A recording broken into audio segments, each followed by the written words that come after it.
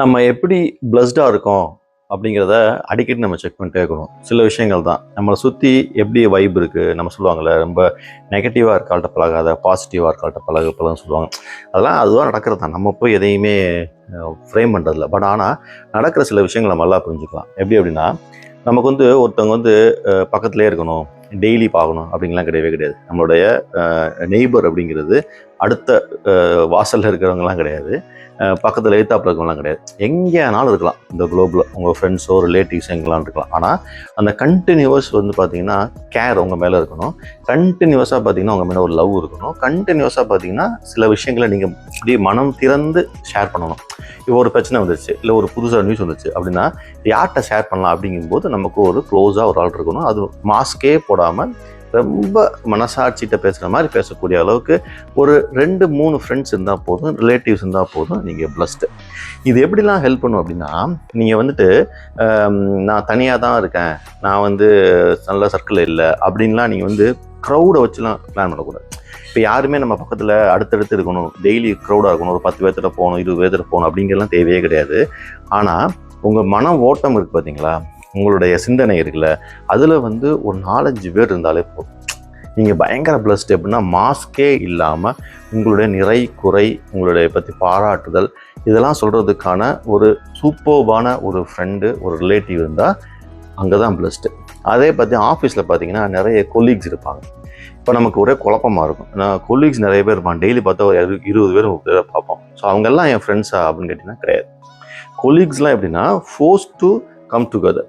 கண்டிப்பாக ஒரு ப்ராஜெக்டில் போகிறோன்னா நிறைய கொலீக் இருப்பாங்க.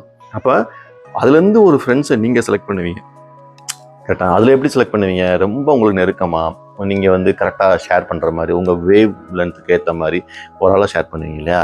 ஸோ அதே மாதிரி எல்லா கொலீக்ஸையுமே நம்ம எடுத்துட மாட்டோம், யாராவது ஒருத்தர் தான் பிக் பண்ணுவோம். ஸோ அதனால் என்ன சொல்ல வரேன்னா, friends are something which we have to choose. எப்படி சூஸ் பண்ணணும்? நமக்கு ஏற்ற மாதிரி சூஸ் பண்ணணும். அதை ரொம்ப கேர்ஃபுல்லாக சூஸ் பண்ணணும். ஸோ கேர், லவ், ஷேரிங் இதெல்லாம் தான் ரொம்ப ரொம்ப இம்பார்ட்டன்ட் ஒரு லைஃப்பில். அதெல்லாம் பண்ண முடியுது உங்களால். ஒருத்தர்கிட்ட அவர் கரெக்டாக ரிசீவ் பண்ணிக்கிறாரு, நீங்கள் நல்லா எக்ஸ்சேஞ்ச் பண்ணிக்கிறீங்க அப்படின்னா சூப்பர். அதை தாண்டி பெரிய விஷயங்கள்லாம் எதுவுமே கிடையாது. மற்ற எல்லாமே பெரிஃபரல்ஸ் தான். நான் திரும்ப திரும்ப சொல்லுவேன், ஒரு விஷயம் எப்படின்னா, எல்லாம் சொல்லுவாங்க இல்லையா, அப்படின்னா இன்றைய வாழ்க்கையை நீ வாழணும் அப்படிம்பாங்க. அப்போ ஃபியூச்சர், இன்றைக்கு வாழ்ந்தால் தான் ஃபியூச்சர். ஸோ ஃபியூச்சருக்காக நான் பணம் சேர்க்குறதோ, ஃபியூச்சருக்காக நான் ஒரு விஷயத்தை செட் பண்ணுறதோ, கேரியரை பற்றி யோசிக்கிறதோ தேவையில்லாத விஷயம். இன்றைக்கி நீங்கள் கரெக்டாக இருந்துட்டிங்கன்னா இதனுடைய ரிசல்ட் தான் நாளைக்கு. அதே மாதிரி தான் கேர். நீங்கள் இன்றைக்கி ஒரு கேர், ஒரு லவ், ஒரு ஷேரிங் இருக்குது அப்படின்னு நீங்கள் முடிவு பண்ணிட்டீங்க ஒருத்தட்ட அப்படின்னா, நாளைக்கு அது பன்மடங்கு பயங்கர திருப்தியாக இருக்கும். ஸோ திருப்தியான வாழ்க்கைக்கு என்ன செய்யணும்னா, இந்த மாதிரி சில பீப்புள் மட்டும் உங்கள்கிட்ட இருக்கணும். அது பக்கத்தில் இருக்குன்னு தேவையில்லை, அவங்க எங்கேனாலும் இருக்கலாம். தொடர்ந்து கான்டாக்டில் இருந்தால் மட்டும் போதும். அவங்கள கரெக்டாக பாதுகாத்துறீங்க, அவங்கள விட்டுறக்கூடாது.